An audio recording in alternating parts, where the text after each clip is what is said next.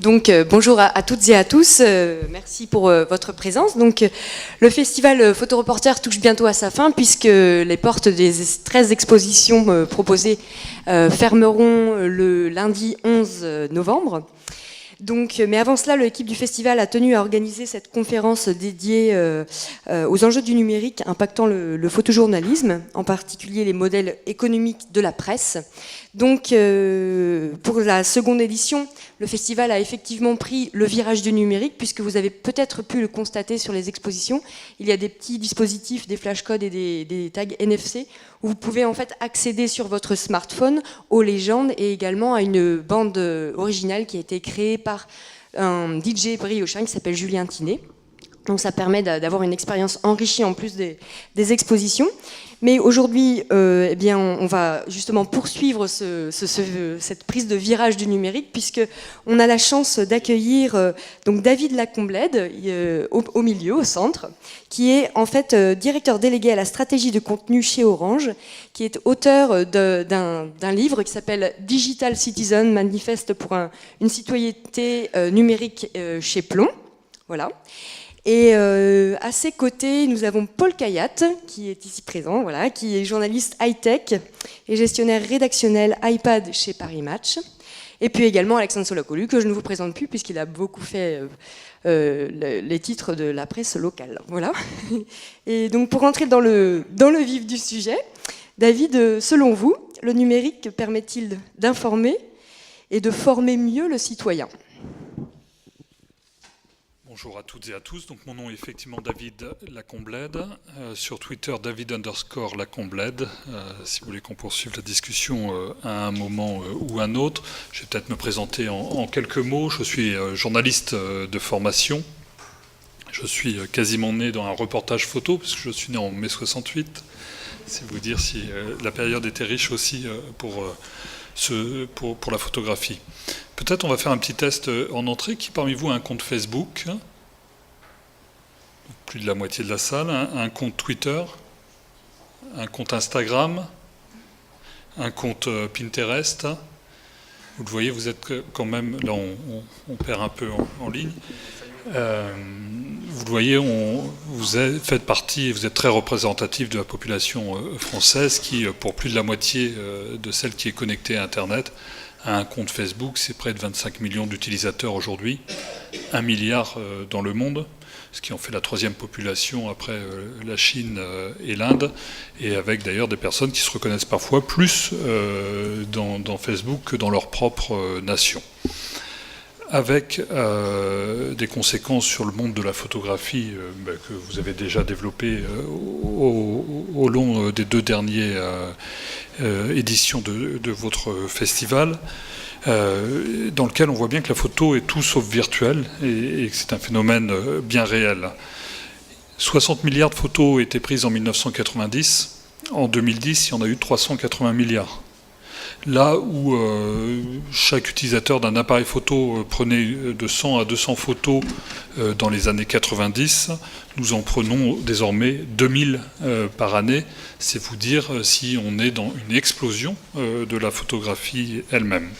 Et tout ça parce qu'on assiste aussi à des révolutions liées au numérique qui emportent tout sur son chemin, et on pourra en reparler, avec à mon sens 3 révolutions en une.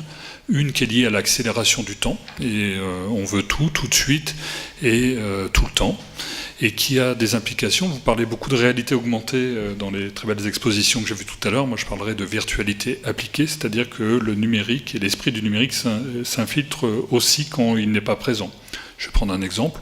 On est hautement incapable maintenant de faire une file d'attente de plus de 10 minutes, 20 minutes dans un magasin, parce qu'on veut être servi tout de suite. Et d'ailleurs, je ne sais pas si vous avez vu, il y a un magasin Carrefour qui a été condamné parce qu'il s'était engagé à servir tous ses clients en moins de 20 minutes et qui ne l'a pas fait dans un de ses magasins de la région Île-de-France.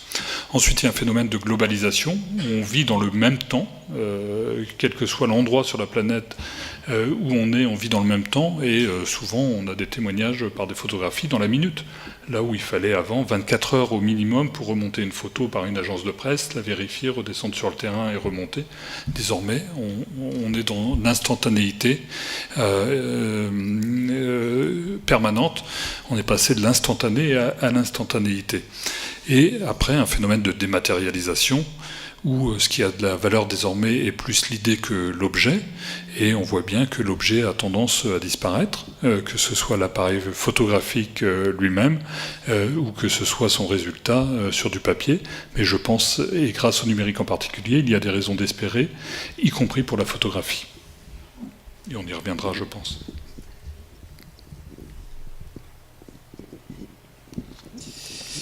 Bonjour. Effectivement, le festival, on l'a dit, passe le tournant du numérique. La question de l'image, David le disait très bien, on produit tous beaucoup d'images, on en consomme beaucoup, l'image arrêtée, l'image fixe. Certains voient ça un peu comme une angoisse d'un flot d'images, d'une concurrence avec des photographes, de plus savoir si il y a de l'information en flux tendu ou s'il y a des vrais regards qui sont posés. Le festival Photoreporter, c'est d'abord poser la question de la production avant de se poser la question de la diffusion. C'était aussi de remettre du sens dans l'image, c'est-à-dire que les photographes racontent des histoires en images, qu'il y a un vrai regard qui est porté, une vraie construction des sujets, avec du temps long, justement, pour aller à l'inverse de cette instantanéité. Et que ce rapport au temps long, il est accentué, la nécessité de ce rapport au temps long est accentuée par les nouveaux modes de communication et de production d'images. Et la génération Y qui incarne l'usage de ces nouveaux outils, elle-même demande des instants de temps long. Et l'exemple que nous, on pratique dans le festival, c'est avec le magazine Phosphore. Phosphore, qui est un magazine papier pour les lycéens, n'a jamais aussi bien marché que maintenant. Parce que, visiblement, la génération qui produit du flux a aussi besoin d'un moment de pause. Et c'est les retours qu'ont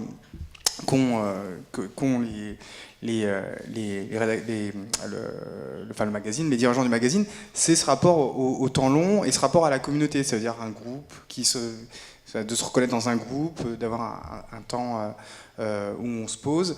Festival Photoreporter, c'est aussi ça. C'est-à-dire qu'à un moment donné, on a laissé du temps à des photographes, mais en même temps, on met en place des expositions et qui sont une manière de consommer lentement de l'image.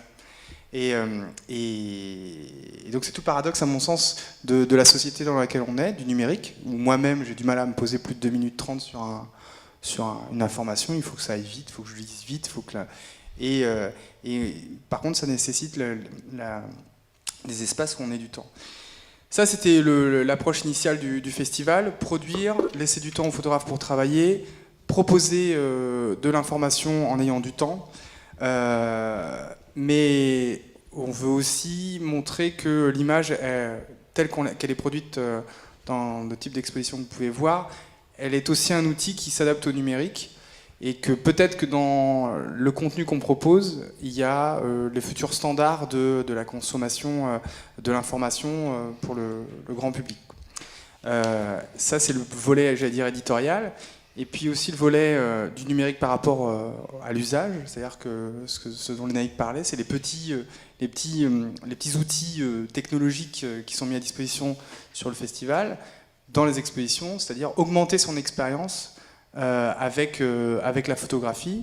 Ça veut dire que quand vous êtes allé voir les expositions, enfin je pars du postulat que vous êtes tous allés voir les expositions, mais quand vous allez voir les expositions, vous allez d'abord voir de l'image, vous regardez les photographies, ensuite vous lisez les textes, et maintenant les outils du numérique, les petits flashcodes qui servent pour les smartphones, vous permettent d'avoir du son, c'est-à-dire d'avoir une musique qui va accompagner l'exposition.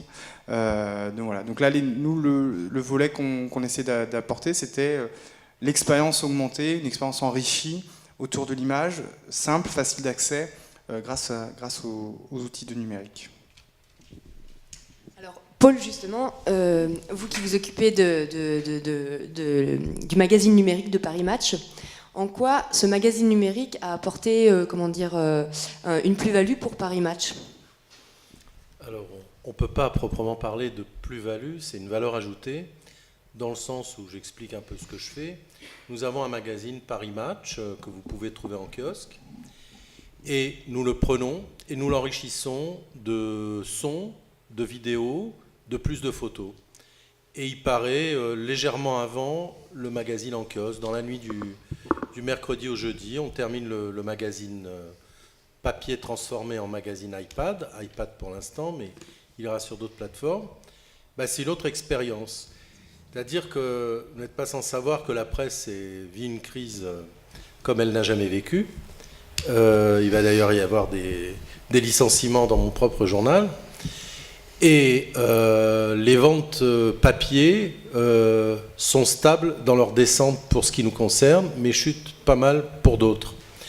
Et donc, les éditeurs de Match ont pensé que ça serait pas mal de suivre le mouvement et même de le précéder, puisque le numéro 1 de Match sur iPad, là on en est au 174, est paru la semaine où l'iPad a été vendu, il y a 3 ans et des poussières. Le premier iPad était vendu, il y avait 2 abonnements, Paris Match et Le Monde.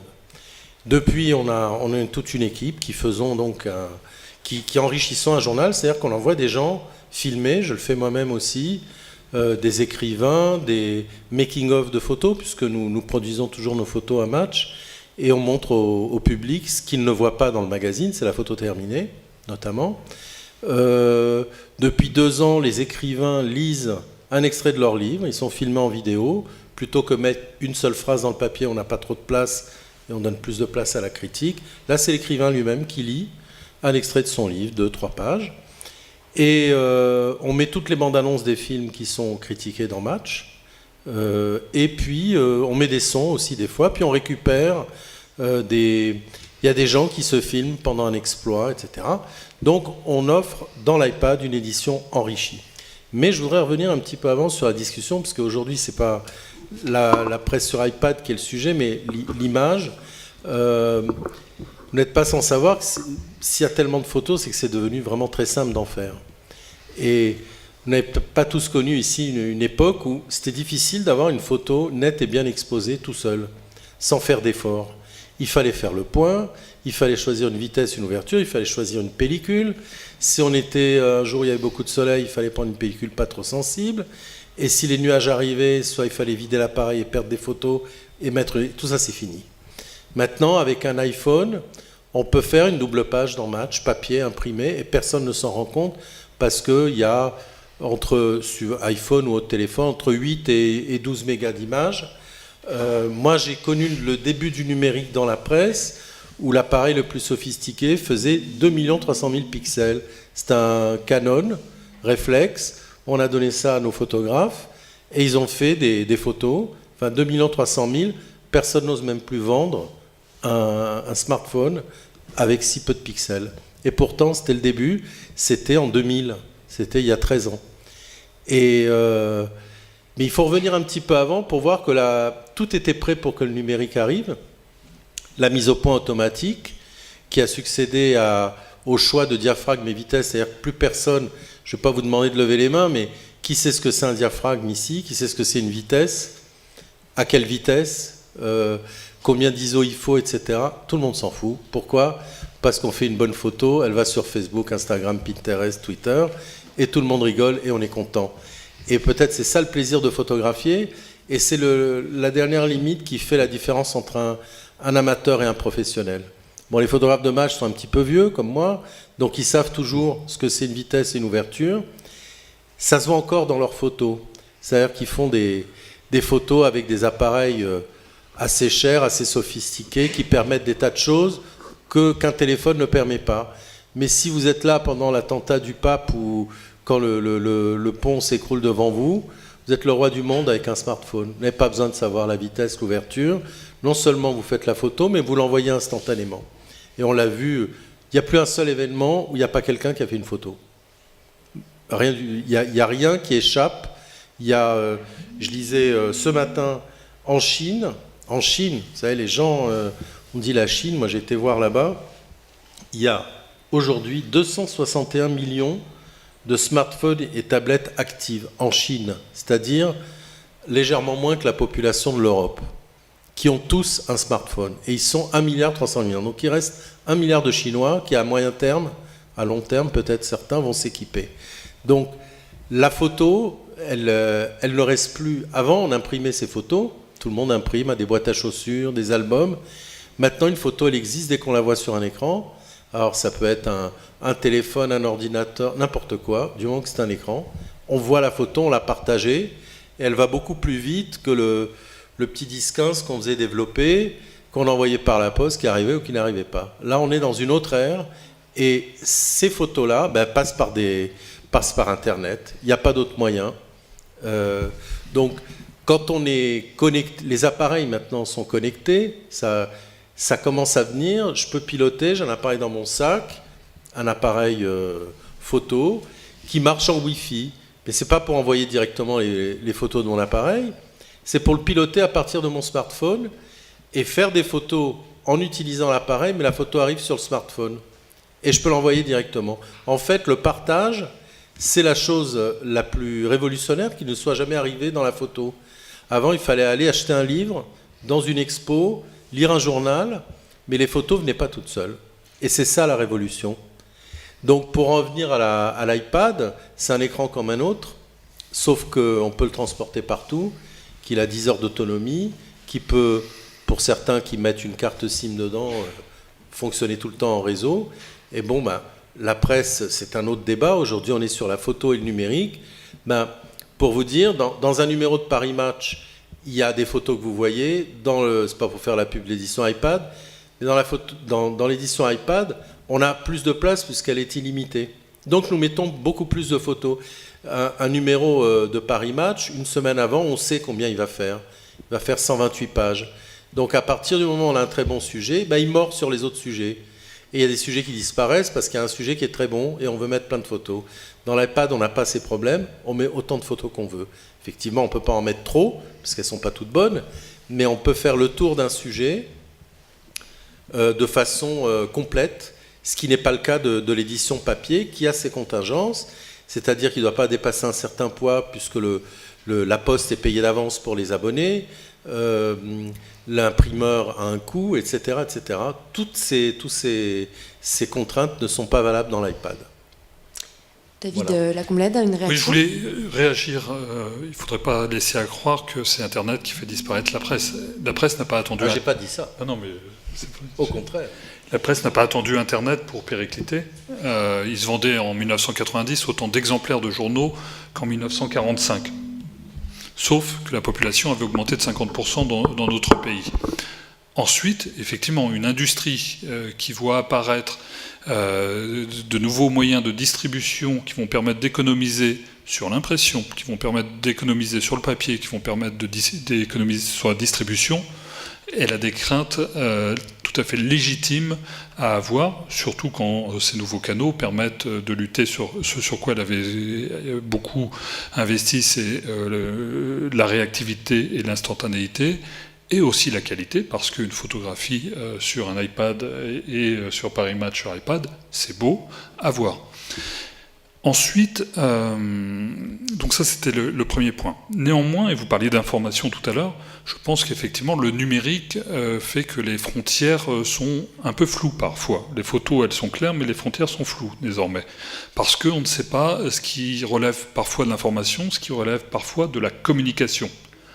Quand vous êtes en télé, c'est clair, c'est de l'émotion qui parle. Quand vous êtes dans un journal de presse, les choses sont claires, c'est l'information et le savoir qui parlent. Sur Internet, vous avez les deux qui sont mélangés et c'est parfois difficile de faire la distinction entre les deux. même si on a des lecteurs de plus en plus aguerris, qui savent faire la part des choses, mais qui ont besoin de repères. Et donc, quand on a besoin de repères, on a besoin aussi de marques fortes, on a besoin de journaux avec des marques qui existent depuis longtemps et dans lesquelles on sait pouvoir investir en confiance, parce qu'ils savent faire de la qualité, ils savent écrire, ils savent prendre des photographies, ils savent hiérarchiser et apporter leur label. Et ce n'est pas un hasard si, sur le numérique, par exemple en France, ce sont des marques historiques qui sont les leaders aujourd'hui de l'information. Regardez Le Figaro ou Le Monde sur Internet, par exemple. Je pourrais juste rajouter quelque chose, c'est qu'il y a quand même une nouveauté que tout le monde a vue, c'est l'information gratuite. Avant, il y a même des journaux papier gratuits. On ne peut pas dire que c'est l'Internet, ça. Il y a tout un type d'information, c'est-à-dire que si on a France Info gratuit et qu'on lit un magazine gratuit, moi je suis tous les jours à Paris, on me distribue un journal le matin, gratuitement, à la sortie du métro. Quel est le rôle de la presse dans tout ça? Il y a des gens, jusqu'aux années 60, avant qu'apparaisse la télévision, qui n'est pas si gratuite que ça, puisque nous payons une redevance, même si on ne regarde pas que les chaînes publiques, eh bien, il y a des gens qui découvraient une nouvelle dans le journal. Ça n'existe plus du tout, c'est terminé. Il n'y a plus, même les journaux qui font des scoops, la veille ou l'avant-veille, ils le tweetent en disant « Achetez-nous, dans 3 jours, il y aura l'interview de machin qui va dire ça dans notre journal ». Gratuitement, ils le disent. Donc on est au courant gratuitement, et puis on a gratuitement les commentaires, on n'a plus besoin d'aller lire le journal. Donc quel est le rôle de la presse? La presse, c'est faire des commentaires. C'est-à-dire que, je parle pour mon journal, que je connais bien, il y a des bons auteurs et des bons journalistes qui ont un avis de leur expérience, que ce soit les conflits africains ou la politique française. Il n'y a plus que ça qui est intéressant dans le fond, c'est-à-dire le commentaire de quelqu'un qui a de l'expérience. Mais on dit news magazine, mais il n'y a plus de news dans les magazines, puisqu'on sait déjà absolument tout. Par Internet, Twitter, même si vous ne regardez que Facebook, et vous êtes abonné aux bonnes choses, que ce soit CNN ou France Info, en plus de vos amis, vous savez le matin, au bout de 5 minutes, qu'est-ce qu'il y a eu d'important la nuit. Et les jours d'avant, si vous ne regardez pas Facebook pendant une semaine, ben vous revenez sur Facebook, et vous voyez, puisque les gens le commentent eux-mêmes. Donc la presse est en train de basculer, pas à cause d'Internet, c'est grâce à Internet, puisqu'on a aussi un site qui s'appelle parismatch.com, qui... pour l'anecdote, aide énormément le journal, dans le sens où Paris Match est bouclé mardi vers 14h. S'il y a une nouvelle extraordinaire qui arrive à 15h, on est un peu dans les choux, pendant une semaine, même plus, puisqu'il sort le jeudi.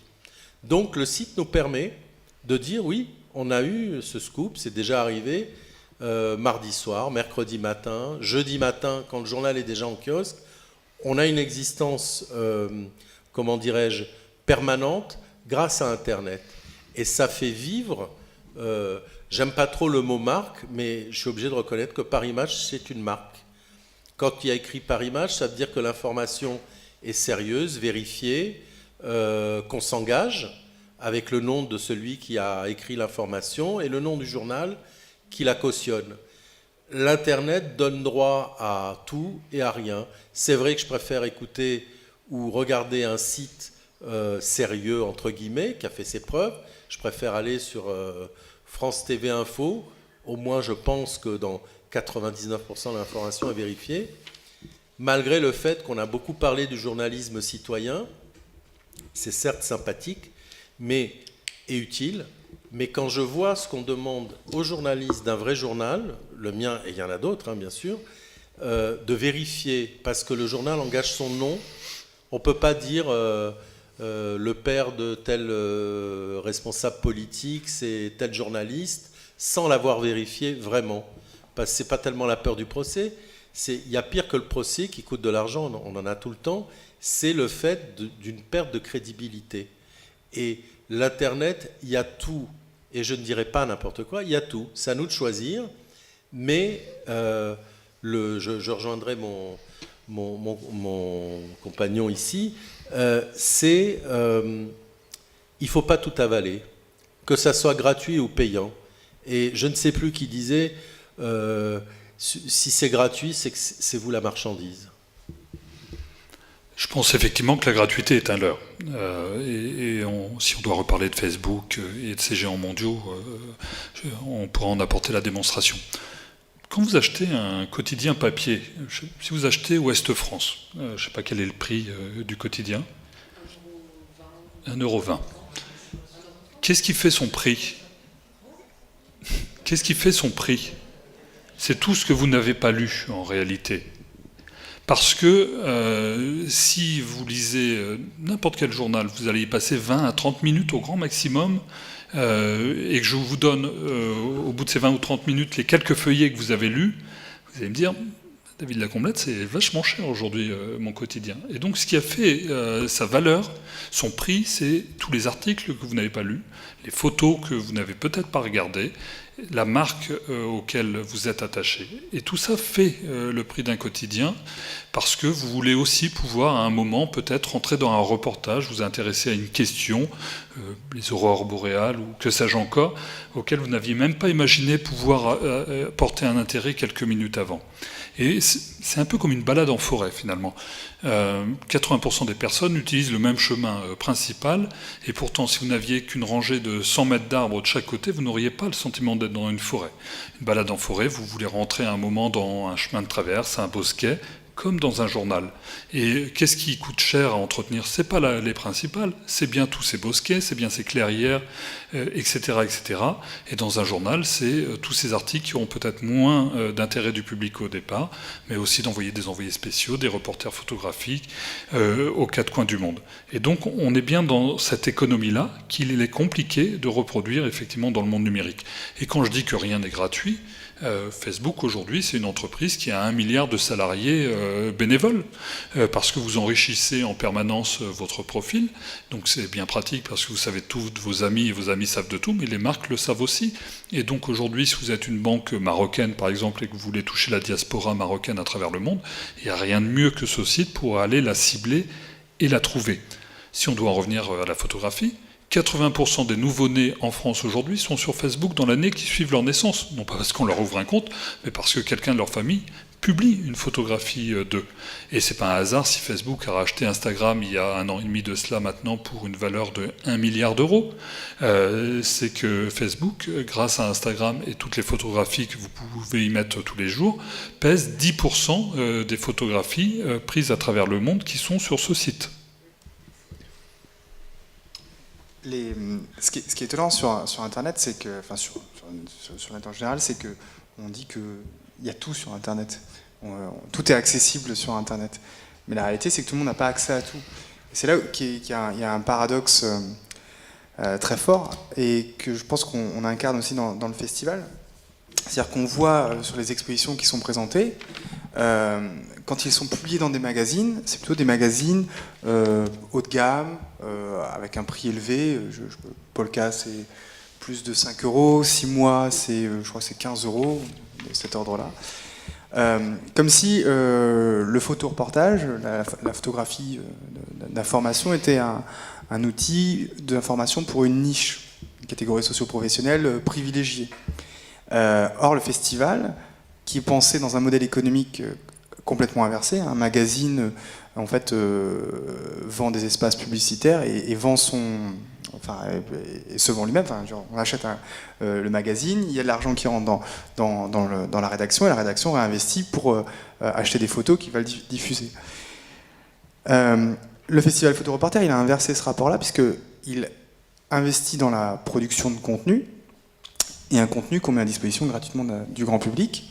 Et on voit que quand on met un contenu de qualité et qu'on rend gratuit, c'est pas la même gratuité que celle des magazines, mais qu'on facilite l'accès à ce contenu, on voit qu'on redevient un support grand public, donc un outil de mass média. Et c'est en ce moment, dans cette période un peu de mutation, on voit que plus personne ne sait où est son camp, quoi. Ça veut dire qu'on pense que la photographie, c'est l'outil, le médium qui parle directement en termes d'émotion, de sensibilité, donc quasiment le plus universel comme outil d'information. Et en même temps, quand on regarde la presse, c'est réservé à une catégorie socio-professionnelle de niche, quoi. Alors que normalement, le numérique, et c'est aussi le basculement nous qu'on aimerait accompagner, normalement le numérique devrait rendre ses lettres de noblesse de mass média à cette information de qualité. Puisque si on réfléchit le contenu, le modèle économique, c'est-à-dire de produire du contenu et que ce contenu-là de qualité on le met à disposition sur le net, normalement on devrait retrouver un public. C'est là que reviennent la question aussi des marques, parce que c'est pas parce qu'on balance quelque chose sur le net qu'on trouve son public. Par contre, si Le Monde ou si Match diffuse une information, elle touche ce public. Sauf que ces médias-là n'ont pas encore trouvé la bonne formule pour pouvoir de nouveau produire du contenu de qualité ou du contenu adapté aux nouveaux enjeux, enfin aux nouveaux supports. On en parlait tout à l'heure, mais en ce moment, tout le monde parle dans le monde de la photographie du web docu, qui sont des outils adaptés techniquement au numérique, mais qui ne sont pas des outils faciles d'accès pour le grand public et qui sont aussi des outils chers à produire. Le dernier, j'ai oublié le nom du dernier de web docu qui a fait Alma, qui a fait sensation, qui a de très grande qualité, qui a eu de nombreux prix, a coûté 300 000 €, 2 ou 3 ans de travail pour raconter une histoire. Alors bien raconté, avec beaucoup de dimensions, beaucoup de niveaux de lecture, mais c'est un public, il faut être captif de ces supports-là, c'est-à-dire que ce n'est pas un outil grand public.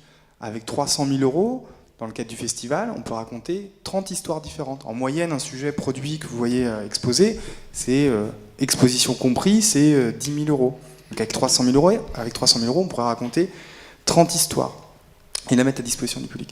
Donc on voit bien qu'on est dans une période un peu trouble où on ne sait pas si on doit investir dans le format, les outils, les tuyaux, ou si on doit revenir sur la matière première. Et de voir que la matière première, une fois qu'on l'a, on peut la mettre en scène comme on veut, quoi. À mon sens, la raison se trouve dans le fait que le terrain de jeu a changé. Et qu'au départ, il n'y a rien de plus antinomique entre la culture et le numérique. La culture parle local, la culture parle continuité, là où le numérique parle global, mondialisation et rupture permanente.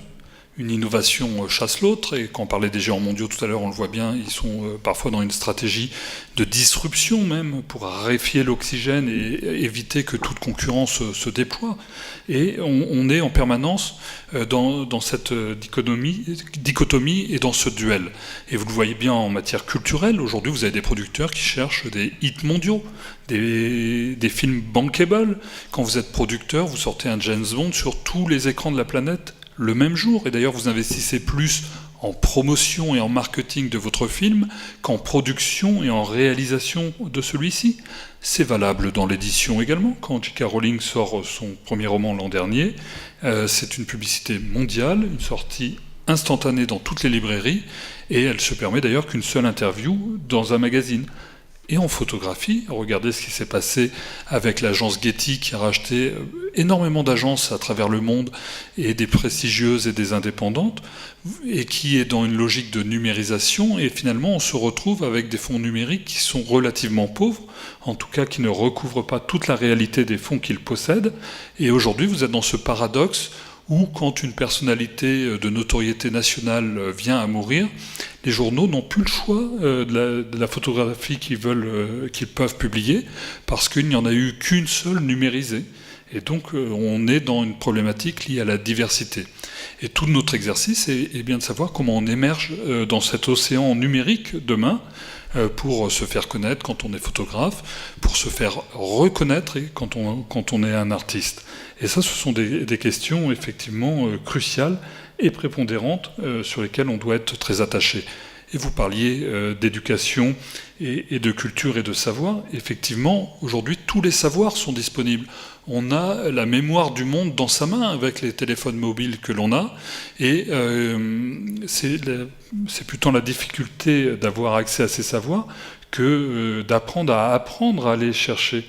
Et on est bien dans un défi lié à l'éducation, on est bien dans un défi lié à la culture, puisque la culture, c'est ce que l'on sait quand on a tout oublié. Et aujourd'hui, tout est accessible. Et donc, comment on recrée une hiérarchie dans notre propre mémoire collective pour distinguer et apprendre ce qui est de l'ordre de cette mémoire et ce qui est de l'ordre peut-être de la photographie éphémère. Et comme toi, je suis plutôt optimiste, parce que regardez les plus jeunes, ils n'hésitent pas à se prendre en photo désormais avec une application comme Snapchat, qui est une photographie où vous envoyez à vos amis par votre mobile une photographie comme dans des SMS finalement, mais là c'est avec des photographies, et cette photographie, vous lui donnez une espérance de vie, vous dites que votre ami ne pourra la voir que 10 secondes par exemple, et donc elle s'efface, et c'est une mémoire qui s'efface. Et là aussi on a des jeunes, mais des internautes d'une manière plus générale, qui savent faire la différence entre ce qui est de l'éphémère et de l'amusement photographique, et de la mémoire collective, et qui permet aussi, parce qu'on veut retisser du lien, de venir dans d'aussi belles expositions que celles que vous pouvez organiser dans des lieux physiques.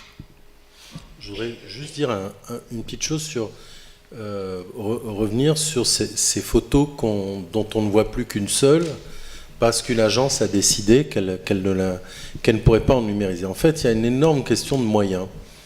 Au début des années 2000, je me suis occupé de la numérisation des fonds du groupe. On a les gros fonds, les grands fonds, c'est Match, Elle et Télé 7 jours. Chacun a environ 25 millions d'images, donc ça fait à peu près 75 millions d'images. On a calculé qu'il fallait rechercher ces photos, combien de temps il fallait pour trouver une bonne série sur André Malraux. Il fallait regarder tout le André Malraux photographié par les photographes de Paris Match. Donc ce temps-là a été converti en temps homme.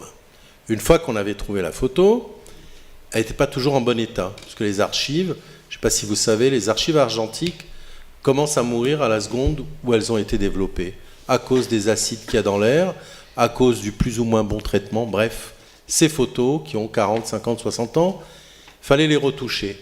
C'est-à-dire d'abord les numériser, puis les retoucher. Et une fois que vous avez trouvé, numérisé, retouché, il faut indexer. Qu'est-ce que c'est indexer ? Dans vos photos, vous avez peut-être vu sur votre ordinateur, quand vous regardez dans Photoshop, pour ceux qui l'ont, ou d'autres, il y a des écritures qui disent ça a été pris à telle vitesse, ou si vous avez un GPS dans votre appareil ou pas, vous pouvez indexer vous-même, même dans e-photo, dire c'est un événement, vacances 2013. Ça, c'est écrire avec votre clavier quand ou qui est sur la photo. Ça s'appelle l'indexation. En 2000, on avait calculé que ça coûtait à peu près 10 € par photo, 10 €, fait par des salariés sur temps homme salarié hors charge, avec une numérisation en interne et non pas en externe, donc en formant des gens à numériser. Bref, ça coûtait 10 € par photo. Prenez Paris Match, vous dites, il faut trier sur les 25 millions, on imagine, on a fini par trouver qu'il y avait environ, quel que soit le fond, 10% de photos entre guillemets utiles et utilisables. 10%, c'est quand même 2,5 millions. Il n'y a aucun gestionnaire qui va donner donc 2,5 millions. Il fallait donc 25 millions d'euros de 2002 pour juste avoir une base de photos numérisées, indexées et retouchées. D'autant qu'on s'est aperçu par des sondages que certaines photos, on parlait d'une retouche d'un quart d'heure, certaines demandaient une journée entière de retouche. À l'époque, et ça a malheureusement pour eux pas tellement augmenté, l'heure de retouche c'est 100 €. Donc vous allez prendre une photo qui va vous coûter, une journée normale de boulot, 800 € de retouche, que vous n'êtes jamais sûr ni de revendre à qui que ce soit, ni qu'elle va être utile un jour, parce que qui reparle de Malraux, et pourtant c'est important, même De Gaulle, on a des archives formidables sur De Gaulle, plus personne ne parle de Gaulle, et si on parle de De Gaulle, c'est une petite vignette, il a dit ça tel jour, mais c'est pas 8 pages. Donc la numérisation, et ceux qui ont ici encore des photos argentistes savent que c'est du temps, donc pour une industrie comme la presse, de l'argent, ou les agences de presse. Résultat des courses, les agences ne vivent que sur moins de 10% des photos qu'ils ont, parce que ces 10%-là tournent, les autres journaux voient dans un autre journal telle photo, ils disent celle-là il me la faut, et ce ne sont que les photos vivantes qui continuent à vivre. Les autres, personne n'est capable aujourd'hui d'avoir assez de moyens pour investir à fond perdu une numérisation totale d'un fonds. Et récemment, il y a eu un rachat d'agences à Paris, Gamma, Rafo, Keystone. C'est pareil, on est de l'ordre de 20-25 millions d'images. Aujourd'hui, si un photographe n'a pas ces images toutes numérisées, indexées, il ne peut même pas les retrouver. C'est-à-dire que quelqu'un est célèbre pour avoir fait la Patagonie en 1912. Si chez lui, dans son disque dur, toutes les photos Patagonie 1912 ne sont pas indexées, il les retrouvera jamais. Simplement jamais. Et les journaux et les agences, c'est la même chose. Et ce coup-là du numérique, parce que la vraie révolution numérique, c'est que c'est pas tellement la numérisation des photos, puisque maintenant les appareils le font tout seuls. On n'est pas obligé de passer par un scanner. C'est l'indexation. Et on a chez nous peut-être 30 documentalistes qui passent leur vie à regarder à chaque fois, à indexer les photos, même celles des photographes qui viennent d'être prises. Vous allez à la cour du Luxembourg, il y a 20 personnes sur la photo, il y a les 20 noms. C'est un métier. Et ça coûte de l'argent. Et si vous n'indexez pas une photo, c'est juste un fichier dans votre disque dur avec un numéro. Vous ne saurez jamais ce qu'il y a. Et vous ne pouvez pas ouvrir 3 millions de photos pour savoir quelle est la bonne. Vous pouvez, vous, chez vous, et retrouver la bonne photo. Mais quand vous ne l'avez même pas prise, vous n'avez que des JPEG avec des chiffres avant. Donc ça demande des moyens titanesques. Donc il faut se préparer à accepter l'idée qu'il y a des photos qu'on ne verra jamais. Des excellentes photos, fabuleuses, mais que personne n'aura mis les moyens nécessaires pour les faire vivre en les numérisant, en les retouchant aussi, mais surtout en les indexant.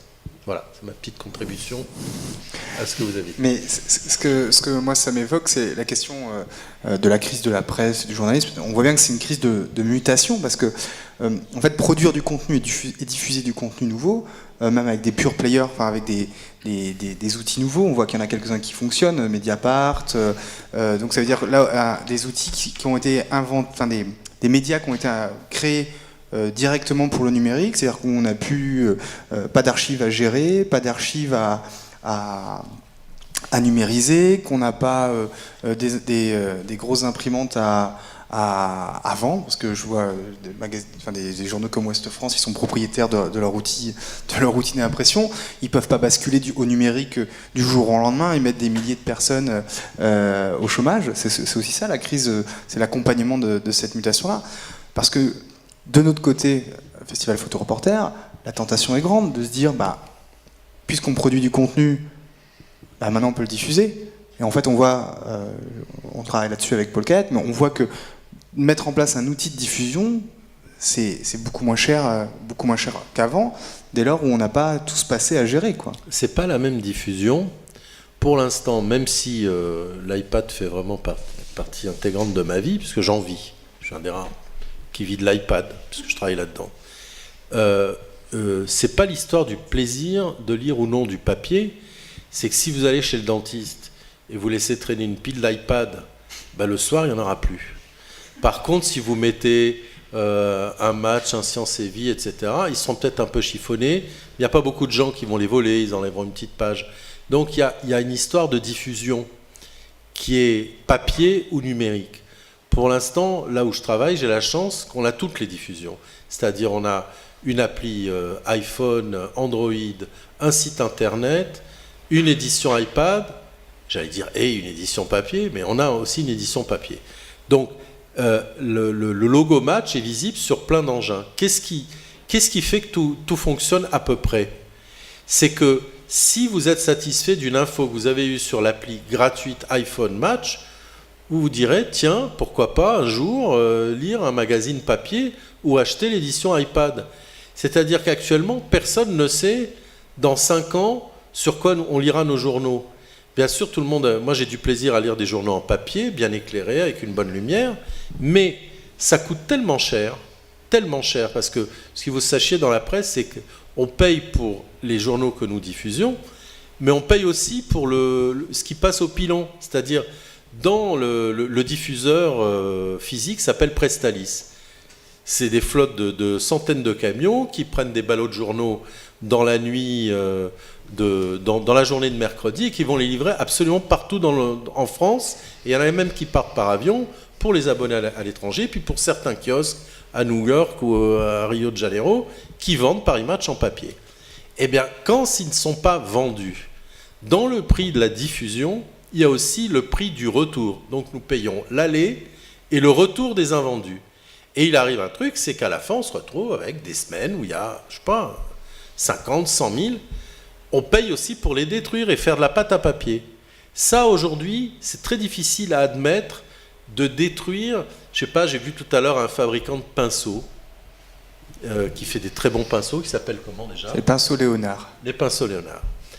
Bon, lui, quand il vend pas les pinceaux, il les détruit pas. Il attend qu'un jour, quelqu'un achète un pinceau numéro 2. Et puis, un jour, il les solde. Mais nous, on ne peut pas solder. On vend le match à 2,40 € ou pas. Donc, à un moment donné, c'est un modèle économique qui, comme nos lecteurs sont en diminution pour X raisons, pas forcément les informations gratuites, parce qu'ils sont satisfaits par ce qu'ils voient à la télé, on ne parle pas beaucoup de la télé, mais enfin quand même, ça donne beaucoup d'informations, eh bien, qu'est-ce qu'ils font ? Qu'est-ce qui fait qu'un jour, on va dire, bon, bah, le papier, c'est toujours sympathique, mais est-ce que c'est pas devenu un luxe ? C'est là la question fondamentale. Tu travailles chez Amazon ? Non, pas du tout. Non. Amazon vend énormément de livres papier. Ce qui a fait la force de Amazon, c'est sa logistique à expédier des objets physiques. Sauf qu'Amazon, une fois qu'il a vendu un livre, il l'a vendu. Il n'y a pas quelqu'un qui dit finalement il ne me plaît pas, remboursez-moi. Ça n'existe pas. Ça existe que chez Zalando avec les chaussures, mais pas avec les livres. Les produits culturels, ils ont un prix. Et on ne peut pas considérer Match comme totalement un produit culturel, mais malgré tout, on est en droit de se poser la question, quand il y a moins de lecteurs et que ça coûte très cher à imprimer un journal, quel est son avenir sous cette forme unique du papier, qui n'est, pour ce qui concerne Match en tout cas, plus unique. Tu dis qu'il y a moins de lecteurs, mais est-ce que, tu parlais de tous les supports de diffusion, parce que on dit qu'il y a moins de lecteurs de la presse, mais il n'y a pas moins de consommateurs de l'information produite. Oui, mais il y a une grande partie de l'information, y compris des images, qu'on peut avoir gratuitement. Ou qu'on a l'impression d'avoir eu gratuitement. Oui, mais ce que je voulais dire, c'est que on dit, voilà, là, il y a moins de lecteurs de la presse, donc ça inquiète ceux qui font de la presse papier, mais il n'y a pas moins de consommateurs d'informations. Et j'ai souvent l'impression qu'on focalise sur la presse écrite, mais il n'y a pas une crise du journalisme vraiment, il n'y a pas une crise ni de la production de contenu. Enfin, si, il y a une crise du journalisme, dans le sens où il y a toujours autant de gens qui veulent être journalistes, mais moins de journaux. Et ceux qui travaillent dans ce moins de journaux sont moins bien payés qu'avant, proportionnellement. Donc ça peut ressembler à une crise. Il n'y a pas moins de lecteurs. C'est-à-dire, je me demandais, la question que je me posais, c'est est-ce que, entre les différents supports de diffusion de l'information Match, est-ce que si tu accumules, tu n'as pas plus ou autant de captifs de la marque ? J'ai pas fait ce calcul, parce qu'on a des supports gratuits et des supports payants. Donc c'est très difficile de quantifier... de comparer des chiffres qui, à mon sens, ne sont pas comparables. Ce qui compte pour l'instant, le print, le papier Match, rapporte plus d'argent largement que l'iPad, que la pub qu'il y a sur le site et que la pub qu'il y aura sur les applis iPhone et Android. Pour l'instant, on est quand même dans une industrie qui vend quelque chose, qui s'est reconditionnée en termes de fabrication d'informations, dans le sens où on ne peut pas annoncer au monde que le prince George est né, on est obligé de donner plus que la télé. Un sujet à la télé, ça dure 2 à 3 minutes, puis après il y a envoyé spécial, etc. Mais ce que je disais tout à l'heure, c'est dans le commentaire et dans la mise en scène. À la télévision, ils savent très bien que vous pouvez zapper. Donc ils font soit des sujets courts, soit des sujets sensationnalistes. Tout le monde connaît Capital, Enquête exclusive, ou juste avant la pub, si vous voulez savoir s'il va être condamné à mort, après la pub. Bon, nous, on ne peut pas faire ça. Par contre, on est obligé de donner plus, c'est-à-dire plus d'enquêtes, passer plus de temps sur le terrain. Et je ne suis pas d'accord avec ce que disait Alexandre. Nous, on a quand même 7 photographes. Ils continuent à faire des photos partout dans le monde. Ça ne paraît pas beaucoup vu d'ici, Mais à Paris, il n'y a pas tellement de rédactions, il y a autant de photographes. Il y a 10 ans, il y en avait 15 ou 16. Aujourd'hui, il y en a la moitié. Et il y a des journaux qui n'ont plus du tout de photographes, et ils peuvent se le permettre grâce au fait qu'ils peuvent acheter des photos moins chères que leur coûtait leur photographe, mais qui n'auront pas l'esprit du magazine. C'est très important, et on l'a vu ici à Saint-Brieuc, c'est un photographe, c'est quelqu'un qui a un point de vue. Vous ne pouvez pas dire, il y a des banques d'images, on pourra toujours illustrer le printemps, l'été, l'automne, l'hiver, la vague de froid, avec des images qui existent déjà, ou ces agences filaires dont vous avez entendu parler, sont Reuters, AP et AFP, qui fonctionnent par abonnement. C'est-à-dire, on paye une fois par an un abonnement et on peut prendre autant d'images qu'on veut. Mais ces images, on les voit partout. Ce qui fait la spécificité d'un journal, iPad ou même d'un site, c'est l'image que les autres n'ont pas. Pas parce que c'est un scoop, parce qu'elle était bien faite au moment où il fallait et qu'elle est choisie pour être publiée à cet endroit-là, et on connaît le photographe. C'est très important. La photo, c'est pas qu'une marchandise ou un flux. C'est qu'à un moment donné, tous les jours, je vois des gens qui disent « tu pars là, qu'est-ce qu'on va faire comme photo ?» Ils vont voir la direction artistique, ils ont un angle de sujet, etc. Ce ne sont pas des photos prises à la volée. La presse, les journaux, s'ils offrent ça, cette qualité-là, ils peuvent continuer en se battant parce qu'il y aura toujours moins de lecteurs, puisqu'il y a trop d'écrans, et qu'à terme, on sait déjà tout. Donc il faut se battre sur la qualité et pas sur la quantité, de dire « je suis au courant, il y a une vague de froid dans le nord de New York, mais dans le fond, je m'en fous. Mais enfin, il y a une belle photo. » Est-ce qu'il y a une crise du journalisme ? Oui, et c'est vraiment un point, ne serait-ce qu'en matière d'enseignement, qui est à prendre aujourd'hui par les nouvelles générations de journalistes. Parce que quand vous posez la question à des journalistes de savoir quelle est leur principale source d'information, ils répondent pour plus de la moitié d'entre eux Google. Vous voyez le problème, quand vous mettez au même niveau que vos lecteurs, vous avez immédiatement un souci pour la collecte d'informations. Est-ce qu'il y a une crise de la presse ? Je crois que la réponse est assez claire dans nos propos. Et c'est vrai qu'aujourd'hui, un quotidien national ou régional gagne de l'argent que le jour où il ne paraît pas en réalité, et s'il a réussi à stopper les rotatives avant, et c'est un problème fondamental, et effectivement on voit mal comment ils ne peuvent pas résister au numérique. Enfin, est-ce qu'il y a une soif d'info qui est sans borne ? C'est la question que tu poses. La réponse est oui, 1000 fois oui, et pour plusieurs raisons, qui sont à l'œuvre, mais depuis longtemps. C'est que la durée de vie augmente. Elle a augmenté de 50% en un siècle, et on gagne encore 1 mois d'espérance de vie par trimestre que l'on passe. La durée du temps de travail baisse de près de 30% en un siècle, et que ce temps est disponible pour les loisirs, pour se cultiver, pour savoir. Si on rajoute à ça que demain, le numérique sera présent partout, et qu'il n'y a plus un seul métier que vous pourrez faire sans savoir utiliser un clavier d'ordinateur ou de téléphone mobile, ça veut dire que vous êtes dans l'obligation de savoir lire pour le faire, et c'est la moitié de la population mondiale qui est concernée. Et donc, vous voyez quand même le nombre d'heures disponibles demain pour aller s'informer, pour aller lire des livres, et parce que quand vous saurez lire, vous aurez aussi envie de vous émanciper politiquement. Et donc j'y vois, pour des journalistes en particulier, quand même des sources de diffusion multiples. Si vous ajoutez à cela le fait qu'il y a non plus une multiplication des écrans, mais un seul écran dans sa journée, un écran global. Souvenez-vous du premier geste que vous avez fait ce matin en vous réveillant. Je suis prêt à prendre le pari qu'un écran n'était pas très loin de ce premier geste.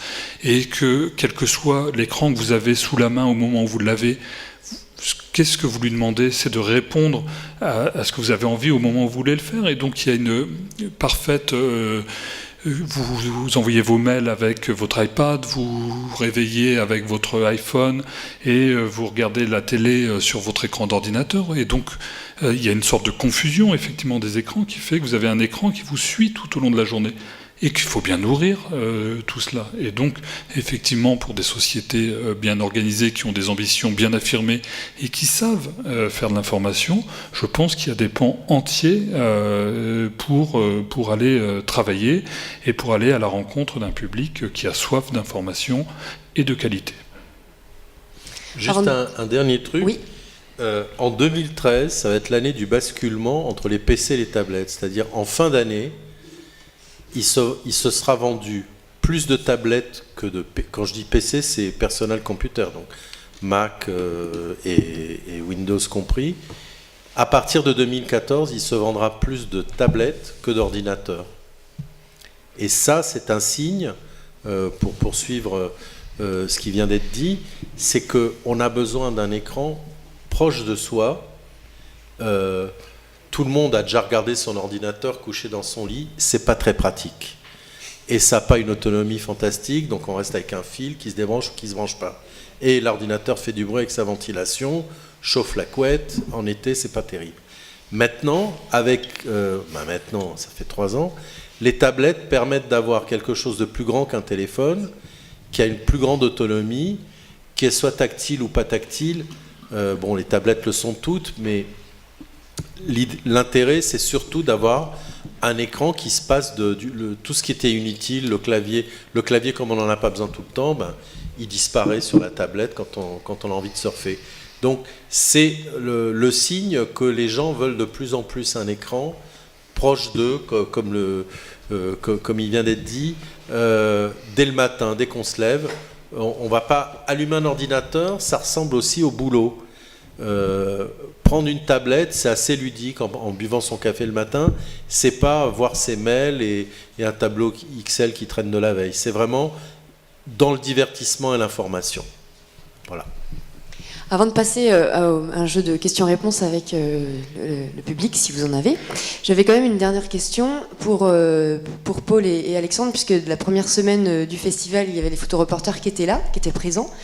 Eux, les photoreporters qui étaient présents, il y avait des jeunes et des plus âgés. Comment ils envisagent justement les nouveaux outils numériques, les photoreporters ? Ils sont obligés de les envisager, puisqu'il n'y a pas d'autre solution. Mais avec angoisse ou... Alors, il y a une génération de cinquantenaires qui s'y est mise ou qui a arrêté la photo, parce qu'il ne s'agit pas que... les appareils, même si c'est tout automatique, autofocus, vitesse, etc., il y a quand même un post-traitement qu'il faut faire pour les rendre vraiment bien, ces photos. Il n'y a aucun photographe qui enverra une photo brute d'appareil. Donc, c'est une nouvelle technique à apprendre, sachant qu'à l'époque de l'argentique, les photographes faisaient des films, les posaient à leur agence ou à leur journal et ne s'occupaient plus de rien. Ni de la retouche, parce qu'il y avait aussi des retouches à l'époque, ni du développement, ni du tirage, ni rien du tout. Aujourd'hui, l'angoisse du photographe, c'est de ne pas maîtriser les outils de post-production, c'est-à-dire d'arriver au résultat qu'il avait vu avec son œil, que son appareil a pris à 90% et qu'il veut rendre à nouveau tel qu'il a vu lui. Maintenant, ça c'est que la partie prise de vue. Le reste, et il y avait un bon exemple avec Éric Bouvet, ça s'appelle le personal branding, c'est-à-dire se faire connaître. Alors les photographes, ils sont tous sur Facebook, ils ont tous un blog, un site, un tweet. Un des maîtres en la matière actuellement, c'est Éric Bouvet qui a présenté sa pièce il y a 15 jours. En plus, il a écrit une pièce. Alors lui, il a écrit un livre qui est devenu une pièce. Il a un compte Facebook, il fait des stages, il a un compte Twitter, un Instagram. Qu'est-ce qu'il fait d'autre ? Et il prend aussi des photos. Et il a réussi à créer sa propre marque, en fait. Il est devenu une marque lui-même. On dit Éric Bouvet, qu'est-ce qu'il a fait ? Il a été photographe de guerre. Maintenant, il fait des peuplades en voie de disparition, des reportages, etc. En fait, grâce à l'Internet, il a acquis une surface, une e-réputation qui lui permet de continuer à exister, mais qu'il est obligé d'alimenter régulièrement. Comme je le connais depuis longtemps, donc un jour il a créé sa page parce qu'il avait atteint 4999 amis sur Facebook. Alors tout ne s'est pas reporté. Alors il a commencé à se poser des questions. Il va peut-être ouvrir son compte perso, mais il est ami avec les gens des journaux, avec plein de gens. Et un photographe, il doit avoir aussi une vie numérique, je dirais, soutenue. Puis il y en a un autre que j'ai vu qui m'a montré ses images, aussi un bon quinquagénaire. Il a mis ses images de New York en noir et blanc. Il est en train d'en faire un livre sur son iPad. Il est en train de voir comment il va le présenter à un éditeur. En fait, les photographes de plus en plus, avant ils envoyaient des CD, personne n'ouvrait ou très peu, ou des fois ils marchaient pas, ils étaient faits sur un PC, on a des Mac, ou c'était pas très compatible. Maintenant, ils envoient l'adresse de leur site, où ils viennent eux-mêmes avec un iPad et ils vous montrent les photos. Donc, le numérique est complètement intégré à leur vie. Mais, voilà. Est-ce que ça répond à la question? Moi, j'ajouterais juste que parce qu'on a fait une soirée projection. T'as pas pu y assister, Paul, mais on a fait une soirée projection de bons photographes. On a fait qui avaient quasiment eux-mêmes monté. Enfin, certains, c'était eux-mêmes qui avaient monté le diaporama de cette soirée projection, avec de la musique qui a été rajoutée un peu par-dessus pour illustrer. Quelque part, c'est exactement là où il ne faut pas aller, et se dire que le numérique, c'est aussi l'agrégation de différents savoir-faire. Ça veut dire qu'on a l'impression, et les photographes ont l'impression, et ton exemple d'Éric Bouvet qui arrive à être multicanal, parce qu'il est très doué, mais je ne l'ai pas vu faire de diaporama, je ne sais pas ce qu'il vaut sur un diaporama, mais sur la transformation numérique de la mise en scène d'un reportage, il faut savoir qu'il y a un travail d'editing. Donc l'editing, on a tendance on sort des rédactions, beaucoup de gens, le nombre de salariés dans les rédactions a diminué, mais par contre il y a des métiers qui vont revenir sur le devant de la scène. Je pense que l'editing, ça va être un travail très important dans la mise en scène numérique de l'information. Le choix des photos, le séquençage, d'autant plus qu'on en met plus qu'avant. Tu le dis toi-même, sur le volet, l'iPad, le match numérique, on met plus d'images. Mais c'est encore plus compliqué de mettre plus d'images pour que ce soit pas lassant. C'est une autre mise en scène. En fait, Éric Bouvet, il a écrit un livre, mais il y a un super metteur en scène ici, dont j'ai oublié le nom, qui en a fait une pièce. C'est pas Éric Bouvet, ni qui a joué dans la pièce, ni qui a mis en scène, ni qui a fait les décors, ni rien du tout. Lui, il a livré son expérience brute. C'est à peu près ce qu'il fait quand il va apporter des photos dans un journal, que ce soit Match ou un autre. Un journal, c'est une mise en scène. Il aurait donné ses images à VSD au Figaro Magazine. L'editing dont parle Alexandre ne se sera pas fait de la même manière, parce que chaque journal a un esprit, un style, un ADN. Donc, il est assez intelligent pour ne pas mettre sa pièce en scène lui-même. Donc, si un jour il fait un diaporama, il prendra des pros du diaporama. Ouais. Donc, et je trouve que le piège actuellement du numérique, c'est que des photographes qui ne sont pas diffusés, ou qui ont des sujets qui ne sont pas diffusés, vont avoir la tentation en se disant les outils du numérique c'est simple, moi-même je vais choisir mes photos, moi-même je vais les mettre en scène et moi-même je vais les mettre sur le net. Ils vont vite comprendre. Mais sauf que c'est là où il y a un petit basculement à faire, c'est que on a tendance à dire justement que de faire un diaporama c'est pas un vrai reportage, c'est pas une vraie œuvre, parce que on n'a pas encore structuré l'équipe qui doit aller accompagner le photographe. Ça veut dire quelqu'un qui fasse l'editing, quelqu'un qui fasse la mise en scène sonore. Ça existait avant. Le problème, ça existait avant. C'est ça qui est intéressant. C'était les agences photo, donc peut-être vous connaissez plus les noms, Gamma, Sigma, Sipa. Il y avait toutes ces équipes. Il y avait celui qui faisait l'editing, celui qui faisait le texte, celui qui faisait les légendes, celui qui allait les vendre. Maintenant, le photographe fait tout. Il les prend, il les édite, il les retouche, il les légende et il va les vendre. Alors, il y en a qui arrivent à faire plusieurs métiers de la même... Mais être commercial, c'est malgré tout un métier artistique, photographe, il y a peu de réussite de ce côté-là. Soit ça commence à bien aller, il se crée une structure, mais c'est pas bon pour un artiste d'aller vendre. Il faut être sacrément solide pour aller dans un journal avec ses photos et repartir en disant c'est pas mal, mais on va pas le publier, ou c'est nul. C'est difficile, ça entame, je dirais, la volonté de continuer. Il y avait plusieurs métiers, ça existait avant, c'était les agences photo. Elles ont pratiquement toutes disparu sous la forme qu'on les a connues dans les années, je dirais, 60-80, où chacun avait un rôle. Donc le photographe faisait partie d'une chaîne. Maintenant, vendre ses propres photos, c'est peut-être pas la bonne idée, mais c'est souvent obligatoire. Et sur le fond, ce que je veux dire, ce qui est étonnant, c'est qu'on voit bien qu'on est dans une mutation parce que les enjeux du numérique vont obliger à restructurer, finalement à revenir à des savoir-faire traditionnels. Mais il y en a qui ont arrêté la photo parce qu'ils ne savaient pas bien vendre. Je connais des très bons photographes qui savent très mal vendre. Même pas que sur la vente, sur la mise en scène. C'est-à-dire que c'est pire que tout. Ah oui, et c'est là où je me dis, là où il y a une mutation à organiser, enfin où il y a quelque chose à structurer, c'est sur ces nouvelles cellules qui doit travailler, ça veut dire un éditeur, enfin quelqu'un qui fasse l'editing, quelqu'un qui fasse la mise en scène, quelqu'un qui diffuse. Il n'y a que dans l'agriculture où du producteur au consommateur est une démarche valable. J'achète des œufs frais à un fermier, mais je préfère le dire. T'es en Bretagne, tu sais que c'est compliqué. J'ai pas peur, c'est compliqué partout. Parce que mais dans la presse, on ne peut pas faire tous les métiers d'un coup très très bien. Il y en a qui arrivent, mais ils sont extrêmement rares. Donc la crise aussi, c'est ça. Quand la question de l'Énaïque sur l'angoisse, c'est de se dire, une fois que j'ai fait des photos, d'abord je vais les trier, je dois revenir.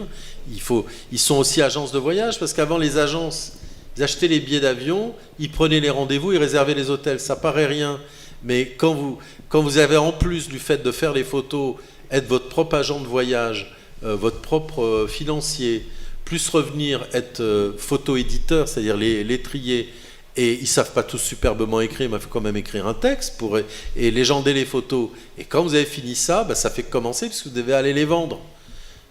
Ça fait trop pour un seul homme. Alors, peut-être le numérique permet de faire beaucoup de tâches devant un écran, mais il y a un moment donné où... et Éric Bouvet, je le vois tout le temps, toutes les semaines, il vient, c'est un excellent public relation, je ne veux pas dire que tout le monde doit être Éric Bouvet, mais il fait les choses de façon à pouvoir continuer à faire ce métier, parce qu'il a cultivé, ça fait 25 ans qu'il fait ça, donc il a compris. Il y a d'autres qui n'ont pas tout compris et qui pensent qu'en arrivant avec 800 photos, ils vont être reçus. C'est l'erreur à ne pas faire. Et c'est un nouveau métier qui se crée. Et il y en a qui doivent apprendre. Est-ce que vous avez des questions? Je peux faire passer le micro. La première est la plus difficile. Est-ce qu'il y a trop de photographes aujourd'hui sur le marché? Je ne sais pas ce que ça... Sur le marché, eux, ils vont dire qu'il y en a trop parce qu'ils ne gagnent pas assez leur vie.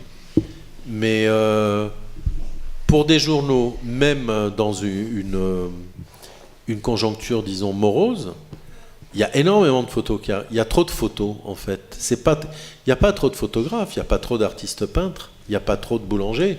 Il y a des villes où il y a trop de boulangers, ils vivent mal. Donc le numérique a tellement facilité les choses et a rendu... Moi, j'avais fait une étude sur le prix des appareils photo, c'est-à-dire un réflexe professionnel, comparé au salaire minimum. Et en fait, les appareils sont de moins en moins chers. Par rapport... Le SMIC, c'est environ, en brut, je crois, 1 300 €, c'est ça ? 1 300 € aujourd'hui, vous pouvez, sans acheter un appareil, entre guillemets, professionnel, vous pouvez vous équiper correctement et partir en Inde faire des photos. À l'époque, c'était même pas envisageable, parce qu'il n'y avait pas de boîtier qui permettait de faire une qualité publiable pour un équipement, pas un seul boîtier, c'est un appareil, 2 objectifs et tout. Donc, quand il y a plus d'appareils comme ça en vente libre, tout le monde peut être photographe. Aujourd'hui, à la différence des États-Unis, où il faut être photographe syndiqué, c'est-à-dire si vous n'êtes pas photographe syndiqué, si vous n'appartenez pas à un syndicat, vous n'avez pas le droit d'aller vendre des photos dans les journaux. Évidemment, si vous faites un méga scoop, le syndicat fera une exception. Le reste du monde, il suffit d'aller à la FNAC, d'acheter un appareil photo, et vous n'êtes pas obligé même d'investir dans des tirages. Vous venez avec une clé USB dans un journal. Et ça arrive tout le temps dans tous les journaux. Donc trop de photographes, trop de bons photographes, je dirais pas. Chez Paris Match, vous avez une règle justement sur les amateurs Aucune règle.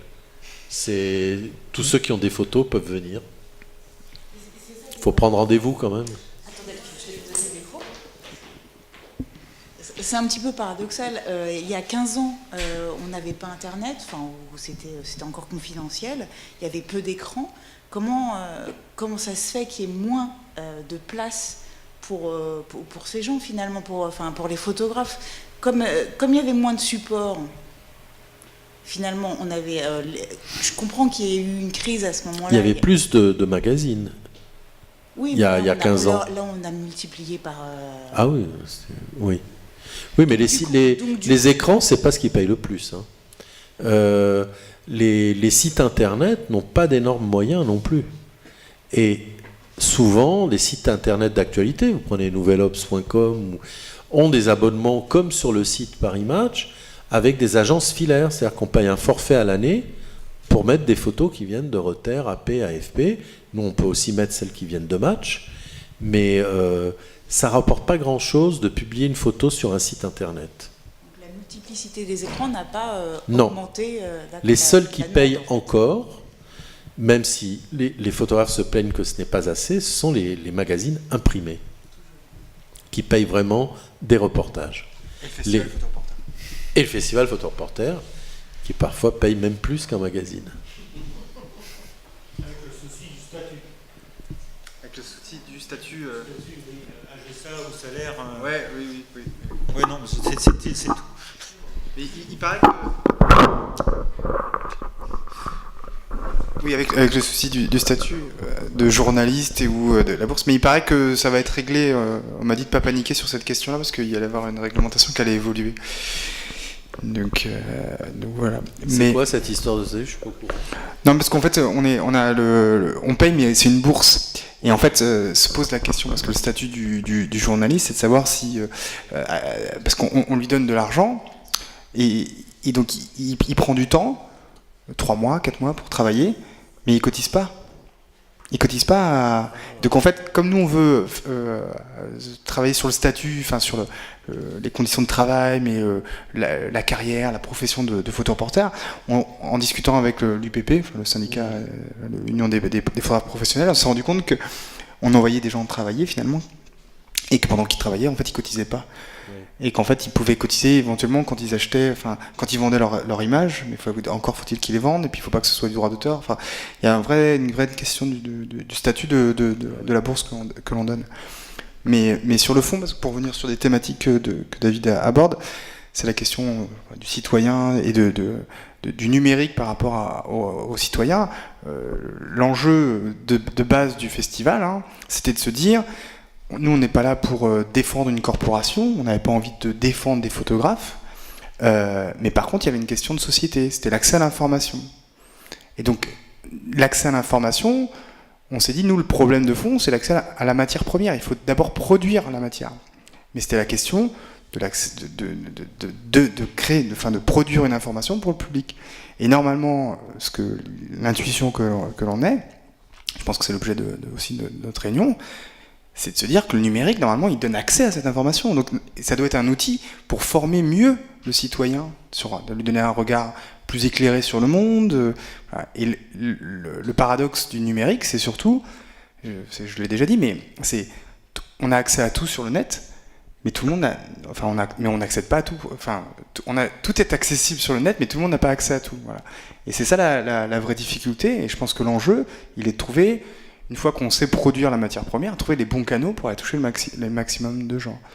Voilà. Et ce qui est le paradoxe que je trouve actuellement, c'est que on a quand même des canaux de masse, mais qui donnent une information qui n'est pas si qualitative que ça. Et puis surtout, l'ensemble des canaux la majorité des canaux donnent la même information. Oui. C'est-à-dire qu'on n'a pas pour autant une information diversifiée. Le flux, je parle de flux, parce que après, on sait que maintenant, les outils du numérique nous permettent de nous-mêmes organiser, de faire nos propres journaux. C'est-à-dire, il y a des outils maintenant où on dit, moi je veux recevoir le sport, je veux que ce soit l'équipe, mais la politique, je veux que ce soit le monde. Et puis, donc on peut se faire son propre média, c'est-à-dire ses propres, parce qu'on pense que sur le sport, l'information est mieux dans l'équipe, mais pour autant, c'est à nous d'aller organiser cet accès. Et il n'y a pas encore les standards qui font que cette information elle descend dans la rue. C'est une conversation que j'ai eue avec des photographes. Ils disent, mes photos, elles sont toutes sur le net. Donc dans l'absolu, l'année dernière, Gaël Turin fait un sujet sur un mur entre le Bangladesh et l'Inde. Tout le monde dit, purée, on ne savait pas ce truc-là. Même chez Match, ils se sont dit, on n'a jamais entendu parler de ce mur qui est en train d'être construit. Oui, il y a juste, j'en ai parlé au début, c'est l'indexation. Google, c'est un moteur de recherche très puissant, mais c'est pas Madame Soleil. Si nulle part dans votre site, il y a écrit Inde ou manifestation ou je ne sais pas où c'était, comment voulez-vous que Google le trouve ? il ne peut pas rechercher par j'ai envie de voir des images avec un désert. Bon, vous allez avoir un bruit. Le bruit, c'est toutes les informations inutiles dont vous n'avez pas besoin. C'est pareil que pour les photos dans une base photo. Si sur votre site, il n'y a pas écrit en toutes lettres, ça ne suffit pas de mettre des photos sur un site, il faut écrire en dessous où, quand, qui les a faites, parce que Google ne lit que les textes. Il ne regarde pas les photos. Donc, bah oui, on ne sait pas, parce qu'il ne s'est pas indexé, ce garçon, il est gentil, mais il n'a rien fait. Moi, je peux vous assurer que pas mal de photographes ont compris ça, et quand on cherche des photos d'un certain type, on les trouve, parce qu'elles sont bien indexées. Google, c'est peut-être une bonne source d'information, mais quelquefois, il faut quand même lui mâcher le travail. Il faut lui mettre des mots-clés. Donc tout le travail est en amont à chaque fois, quoi. Mais c'est fondamental. J'aurais dû parler de Google plus tôt, mais les bases photos, c'est comme Google. S'il n'y a pas de mots-clés dans l'image, vous les retrouverez jamais. Je suis sûr qu'il y a des photos formidables sur Internet, faites par un japonais. Comme moi, je fais jamais de recherche en japonais, et que le japonais n'a pas indexé en anglais, et que Google ne traduit pas automatiquement, ben on les verra jamais. La réalité, c'est qu'aujourd'hui, des chercheurs sont à l'œuvre pour indexer des photographies qui n'ont pas d'indexation et qui reconnaîtront demain automatiquement dans une photographie prise à un instant donné un croissant, s'il y a un croissant sur une table, les personnages. Et aujourd'hui, Facebook vous le propose déjà, par exemple. Donc ce travail est déjà à l'œuvre. Et c'est en ça que la photographie est un instrument formidable pour le numérique, parce qu'il s'affranchit des langues. La preuve, c'est que parfois, elles ne sont même plus légendées, ce qui est un autre souci, à mon sens, pour l'éditorialisation. Moi, je me disais, parce que l'image, on parle de big data en ce moment, de data journalisme, et je ne sais pas si ça existe déjà, cet outil, mais je me disais, quand il y a un événement qui se passe, je dis n'importe où, un accident, il y a plein de gens qui prennent des photos. Et je me dis, sur n'importe quel événement qui se passerait instantanément dans le monde, il doit bien y avoir un outil qui est capable de dire, tiens, c'est marrant, on est en train d'un coup de prendre plein d'images. Qu'est-ce que c'est d'autre, le hashtag? C'est ça le début de l'indexation. Une fois, il y a eu, on a entendu, on était à Levallois, il y a une explosion, place Vendôme. Dans les 3 secondes, au service photo, ils ont mis hashtag Vendôme, et ils ont eu les photos de l'explosion. Pourquoi? Parce que le type qui a mis la photo, il a mis hashtag place Vendôme. Il a indexé. C'est aussi bête que ça. Et donc, moi, ce que je crois, c'est qu'il va y avoir une accélération de cet accès à une information instantanée générée par les réseaux sociaux. Ça veut dire qu'on va avoir un outil automatique qui pourra te dire, tu auras un site internet ou une appli qui automatiquement te dira, il est en train de se passer quelque chose. Voyez quasiment l'événement en instantané. Une information de flux générée automatiquement, parce que des outils, des moteurs seront capables de dire il y a une manifestation, il y a un attentat, et parce que toi tu dis qu'à la rédaction, vous avez mis le hashtag. Moi je crois que très rapidement, ça se fera automatiquement. Non, c'est les gens qui ont fait la photo ont mis le hashtag, oui, c'est comme ça qu'on l'a su. Oui, mais toi, c'est vous qui avez mis le hashtag pour faire une recherche. Vous avez mis hashtag, oui, voilà. Oui. Mais ce que je veux dire, c'est qu'il y aura bientôt des robots qui se chargeront de ça. Ça existe déjà, c'est les GPS. Parce que si les gens restent géolocalisés tout le temps, qui font des photos comme dans les smartphones, il aurait suffi de mettre latitude, longitude de la place Vendôme, on aurait eu la photo de la même manière. Ouais. Sauf que tout le monde n'allume pas le GPS pour l'instant.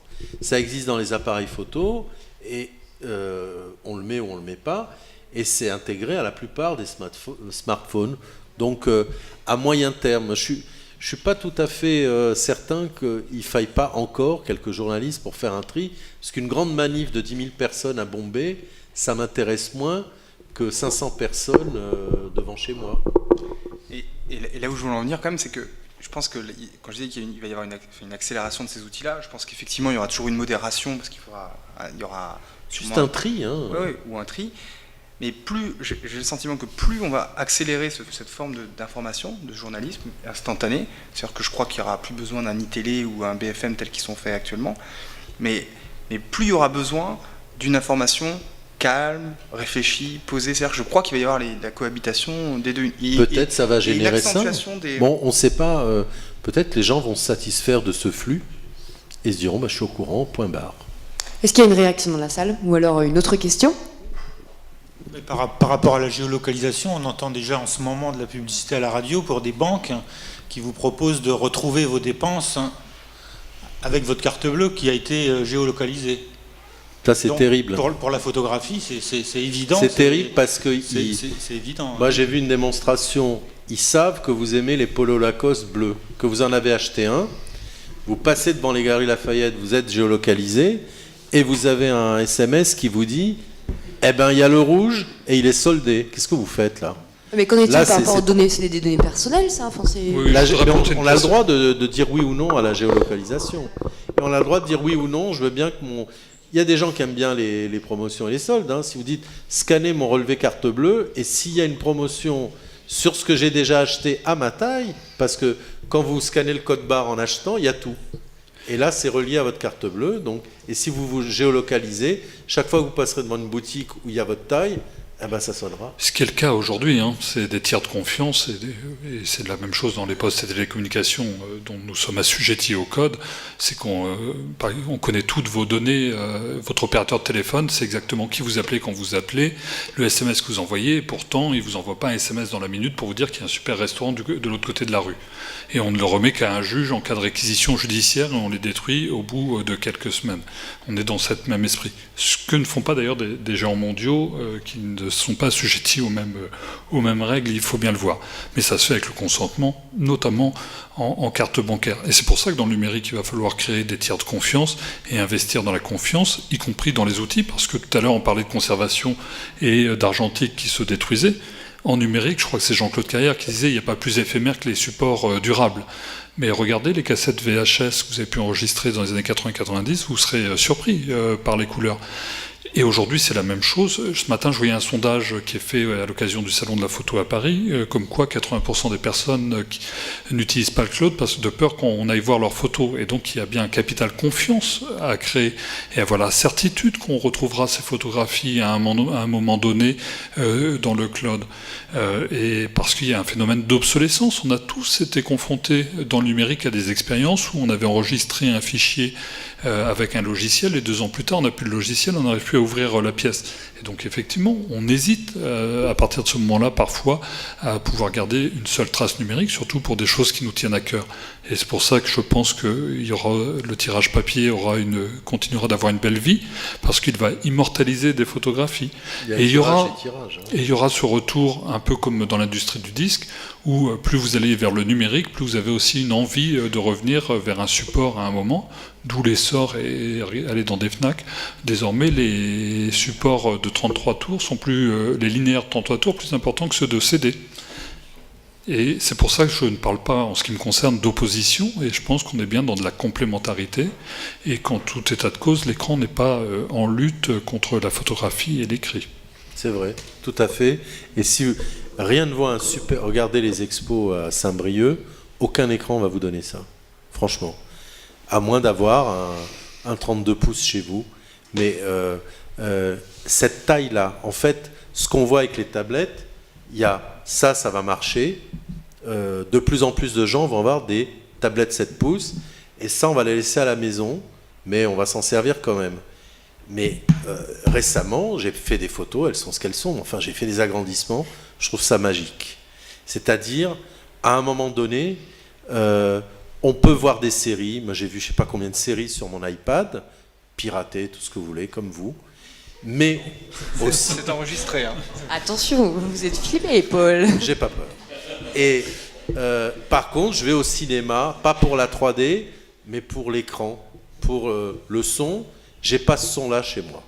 Donc, à un moment donné, je pense que plus les écrans rapetissent et sont bourrés d'images, plus on aura envie d'acheter un beau livre ou d'aller dans une belle expo. Les projections, je suis pas très pour en photo. J'en ai pas vu des bonnes encore. Mais bon, les progrès continuent. Mais un beau livre, rien qu'un beau livre, ça vaut la peine.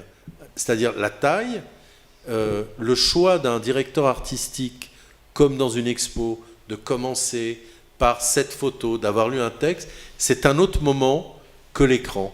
Et ça, autant pour la photo, pour le cinéma, je pense qu'il y aura toujours des salles de cinéma. Jamais on n'arrivera à avoir pour pas cher, pour 9 €, la même expérience chez soi d'un film, que vous achetiez du Blu-ray, de la 4K. Moi j'ai vu Cette semaine, j'ai fait un papier sur... Il y a un écran qui fait 2,40 m de diagonale, plus cher du monde, chez Darty à Paris, 199 000 €. 199 000 €, c'est le prix d'une maison. Donc, il y a bien un public pour le spectacle. Le spectacle, c'est pas que 7 pouces ou 9 pouces. Il y a un moment où faut voir des photos de la grandeur de ce mur, on a une autre émotion. On voit plus de détails. C'est pour ça que le théâtre, ça continue, même s'ils ont du mal. C'est pour ça qu'il y a des grands écrans dans les grandes salles avec des haut-parleurs partout. C'est pour ça qu'il y a des festivals comme Saint-Brieuc, mais il y en a plein d'autres. Parce que le spectacle de la photo, à un moment donné, il faut arrêter avec l'écran. La moyenne des écrans, c'est 13 pouces. Et la moyenne des tablettes, c'est entre 7 et 9. C'est très restricteur pour l'expérience qu'on a. Même si on s'approche, même si on zoome avec les doigts, c'est pas la même chose. Et David, tu le dis dans ton livre, c'est qu'on voit qu'il y a les supports se multiplient, mais ils cohabitent. La radio n'a pas tué la presse, la télé n'a pas tué la radio, et on voit que tout ça, ça cohabite. Les expériences sont différentes. Ils ont tous du mal. Ils ont tous du mal, mais non, mais ils vont tous trouver leur place. C'est les équilibres. Non, mais c'est les équilibres qui changent. Ça veut pas dire que ça va disparaître. Il y aura toujours des. C'est comme le magazine papier. Je préfère l'expérience de la lecture du Numéri-Match que du match papier. Moi, j'aime pas voir les photos coupées au centre. J'aime pas voir la pliure sur match. Non, mais c'est plus grand dans le papier. Moi, je trouve que l'expérience est plus intéressante. Mais bon, c'est personnel. Mais voilà, les équilibres vont se modifier par contre. De toute façon, regardez, l'industrie des arts et spectacles, pour ne pas dire de la culture, continue à croître en temps et en volume financier. Regardez l'étude d'Ernst & Young parue ce matin, largement citée dans la presse, notamment une double page dans les Échos. C'est une industrie qui est désormais devant l'industrie automobile à travers le monde. Et que ce soit sur le cinéma, les arts plastiques, les jeux vidéo, qui pèsent autant que l'édition papier, par exemple, 5 milliards d'euros, ne serait-ce qu'en France. Alors effectivement, loin de remplacer des médias par d'autres, chacun trouve sa place, au risque parfois d'une cacophonie, parce qu'il y a ce tam-tam mondial qui fait que chacun donne un petit coup sur son tambourin et un effet assourdissant à la fin de la journée. Ensuite, effectivement, il y a toujours eu un reproche, depuis toujours, récurrent entre le fond et la forme, et c'est souvent le dernier média qui trinque. Même du temps de l'Antiquité, on accusait les rhéteurs d'esquiver le fond à la faveur de la forme. Et après, on l'a vu avec la télévision, on le voit avec Internet aujourd'hui, et chacun, au final, trouve sa place, parce qu'on a des utilisateurs qui sont de plus en plus éduqués et qui savent parfaitement faire leur propre paysage audiovisuel personnel, comme tu le disais tout à l'heure. L'autre jour, je lisais un texte d'Edgar Morin sur l'industrie culturelle. Et dans le texte, il disait, en cette époque d'information perpétuelle, n'importe où on va, on a de l'information, à la radio, dans les journaux, sur les téléscripteurs. Je regarde la date du texte, 1961. Et en fait, toute la question de l'accélération de l'information, de la concurrence entre les supports, d'être un homme augmenté, elle se pose depuis très très longtemps. Ça s'est accéléré, mais les signaux faibles sont là depuis très très longtemps en fait. On a l'impression il y a eu une rupture, il y a quand même une très forte accélération, mais les signaux faibles de la société dans laquelle on est, et qui était la société avant le numérique pour le coup, ont commencé très tôt, puisque Edgar Morin, lui, en parlait en 1961. Il parle de l'industrie culturelle. On est au plein cœur de l'industrie culturelle. J'allais même dire, dans cette période d'une Bretagne qui est un peu effrayée par l'avenir, une partie de l'avenir de la Bretagne passe par la structuration de l'industrie culturelle. Je pense que le festival Photoreporter, dans cette capacité à se mobiliser, des acteurs économiques, des acteurs politiques autour d'un enjeu commun qui parle d'économie, qui parle d'avenir économique de filières, tous ces signaux-là, ils sont nés il y a longtemps. Là, par contre, on les a pris de front parce qu'on n'a peut-être pas anticipé tout. Mais c'est là depuis longtemps, et peut-être qu'il y a quelque chose d'universel, parce que ce que tu disais, c'est qu'on a un rapport avec le fond, la forme, les outils de diffusion. Je pense qu'on a un niveau d'éducation qui est bien plus élevé en moyenne, je pense que l'humanité entière hein, est à un niveau d'éducation plus élevé en moyenne qu'il y a 50 ans. Et pourtant, on a l'impression qu'on est encore plus angoissé qu'avant de mal maîtriser la somme de ses connaissances, quoi. Est-ce qu'il y a une question, une réaction dans le public? Ou non? Bon, eh bien, merci en tout cas à nos intervenants du jour. Merci beaucoup, on peut les applaudir.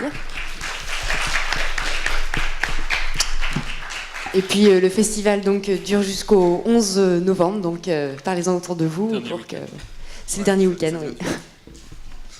Bonne soirée.